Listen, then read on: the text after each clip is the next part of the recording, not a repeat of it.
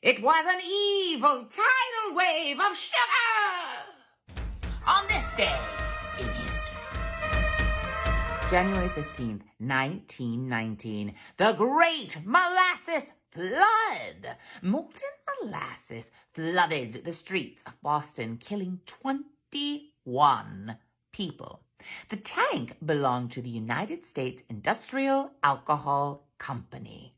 It was 58 foot high and contained 2.5 million gallons of molasses.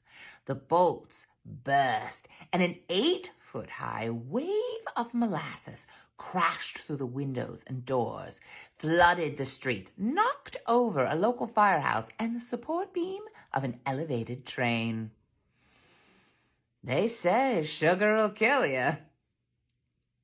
Sorry. Until tomorrow, and who am I? History.